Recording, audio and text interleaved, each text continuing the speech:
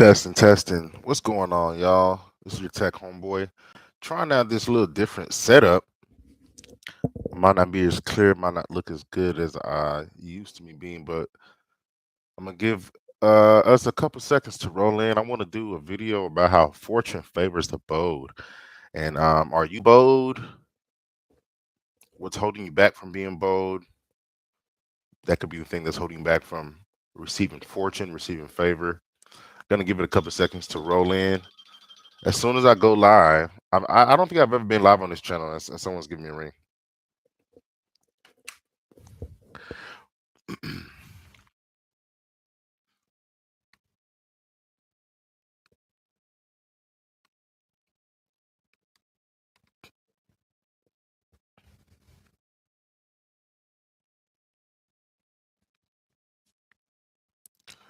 Yeah, so no edits, just trying out this new setup. Y'all tell me what you think at the end of the video. I don't really see my I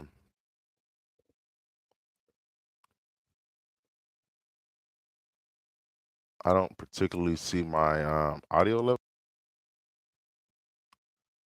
It looks actually pretty low,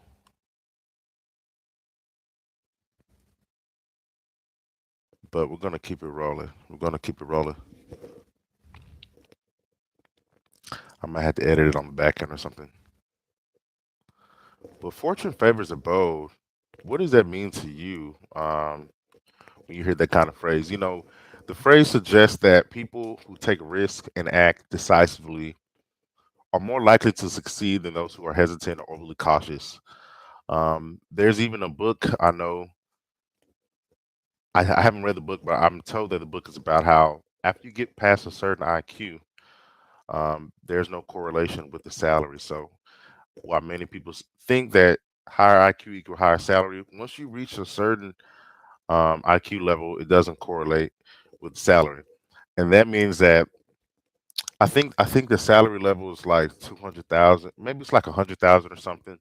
Once you reach 100,000, once you start making beyond 100,000, the IQ level doesn't have a positive correlation, and they say it's because the people with the higher IQ they tend to be overly cautious, overly analytical, and ultimately indecisive, right?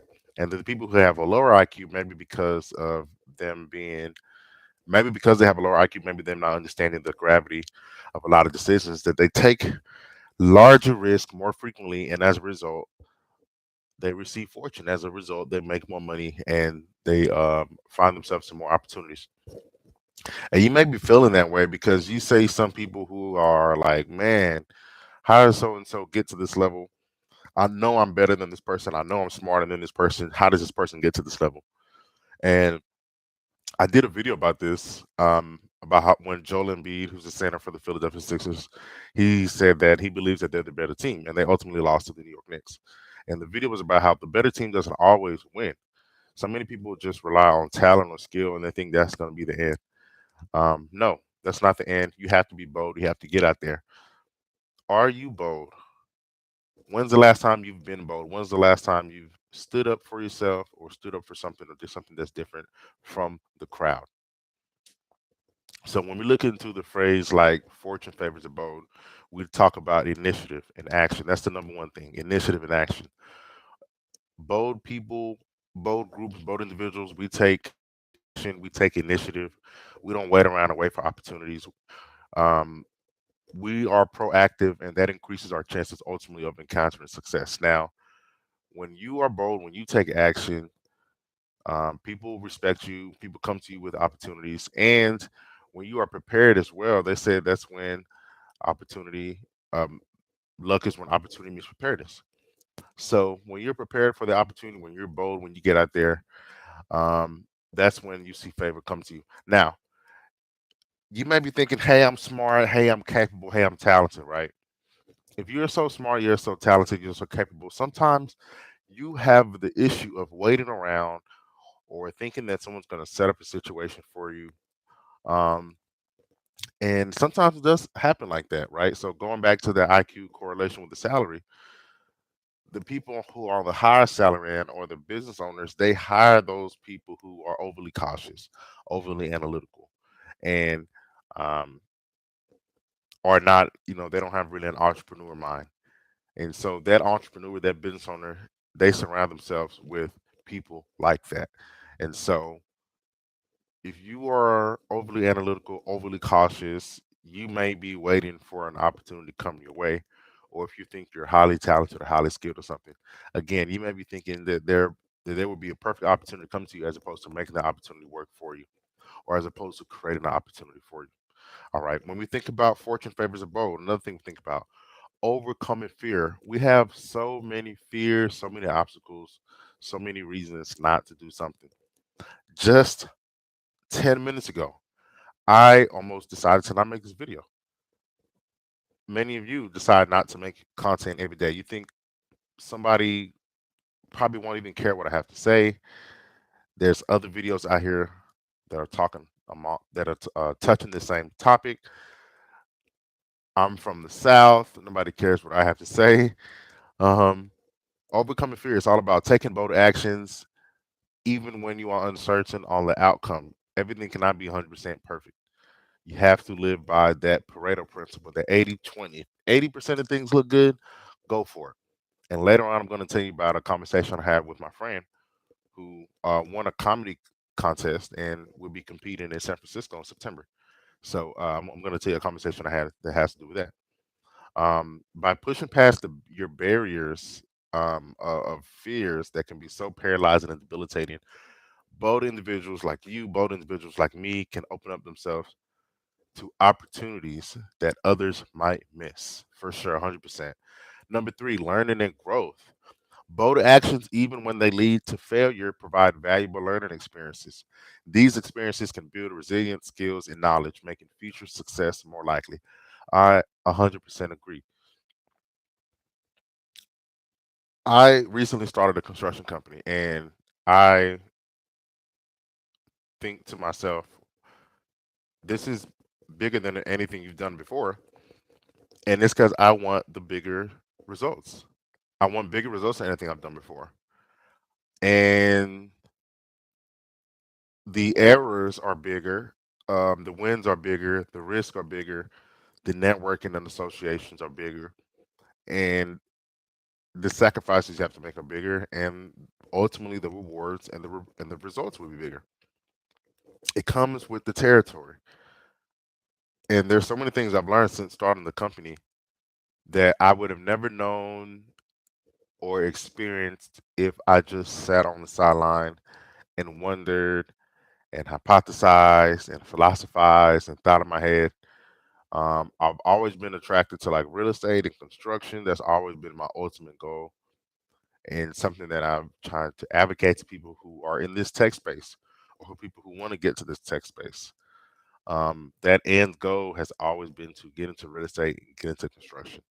And so as I near towards that dream, and I'm definitely definitely learning a lot. And I just had something pop up on my screen. I'm definitely learning a lot, and I'm overcoming a lot. And I know that I wouldn't have learned about any of this. There's so many people who are on the sideline. They will go into the grave wondering, thinking, hoping, what if? That won't be me.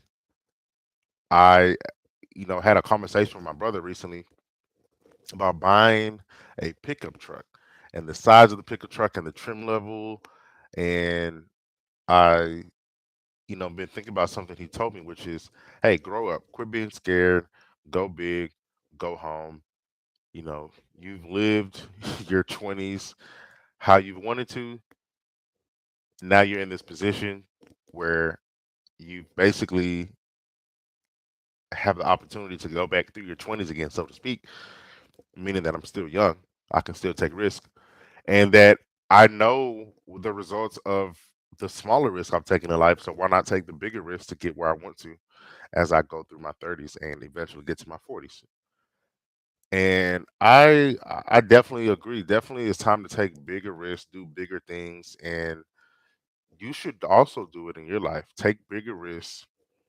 Hang around different people, see what the results will be in your life. Try not to take it so safe. My favorite vehicle is a Toyota. I drive a Toyota now. Previously, my previous vehicle was a Toyota, and the vehicle before that was a Honda.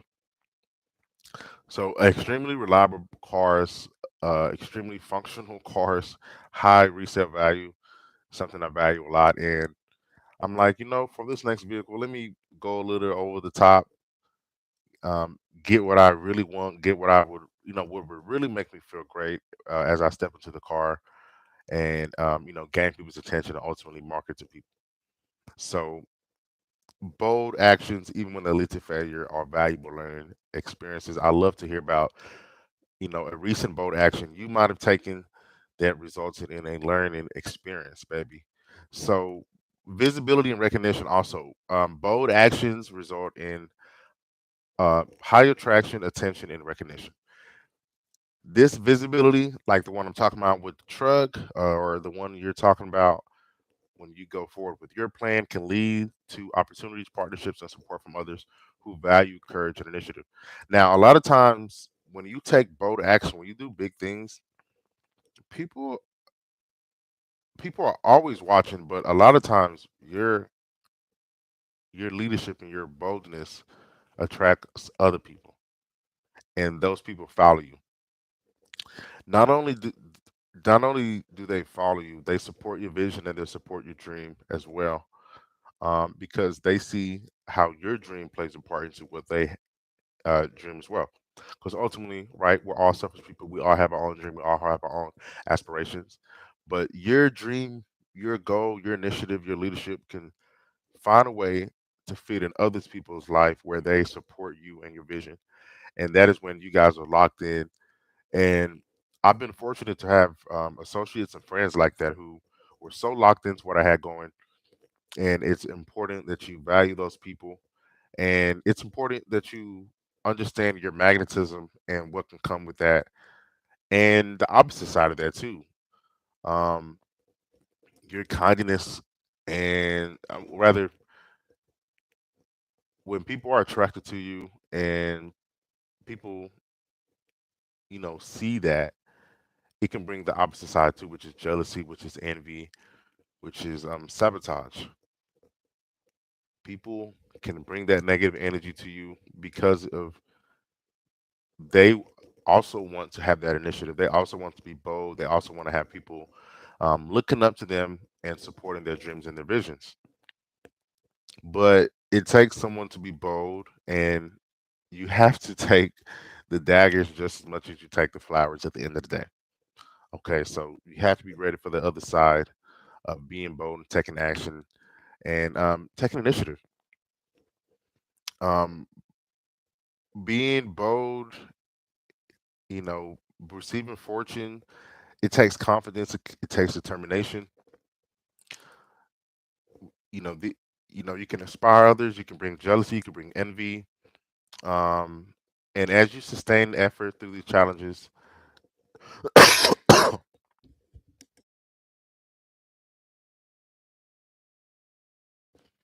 you will increase the likeliness of success. All right. So we've talked about a few things. We talked about learning and growing from being bold. We talked about the visibility and recognition that being bold brings. We talked about overcoming fear.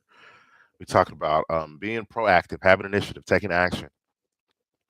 Recently I talked to a friend this morning. Actually, I talked to him, and he is going to San Francisco in September because he won a contest. He submitted a video entry of him doing stand up, and he was one of the few comedians that won the award. I mean, that won this opportunity to compete in San Francisco. And I was giving him his props, his flowers, and he was saying that um, actually the competition, I think it is in September for sure. But anyways, he told me his lease in Texas ends in September, and he would love to stay in San Francisco some way, somehow.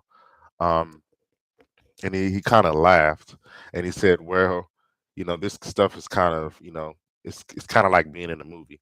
It's kind of like a fantasy to think that I can just go to San Francisco and stay out there somehow." But a lot of times we do that to ourselves. We make little jokes, little smart quips about our dream, our vision. But you shouldn't do that. You should definitely speak confident, speak bold. And I definitely supported his vision. And I said, hey, it is like a movie, but this stuff can really happen. You can actually meet the right people out there, make connections. And he mentioned that he plans to go out there b- a little early before the actual competition to fill out the city, to fill out the people. And I definitely encouraged it. And I said that, it can happen. You can get out there, you can meet the right people, have do the right networking, go to the right party, and all of a sudden find yourself being called to audition for something or to fill in for something. Um, Definitely a higher likelihood of that happening there than out here in Dallas, Texas. So you have to be bold. For one, you have to be bold to even have that vision. Until you have to be bold to even be in that opportunity. How can you complain of never being being in the room or given a shot or being an opportunity if you're never bold to even go to those rooms? You're not. It's hard to get there online.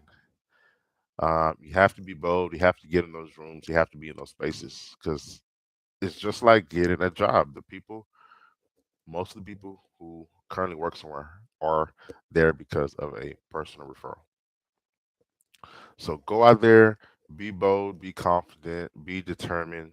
Let me know the results. Let me know what you think about this new little setup here.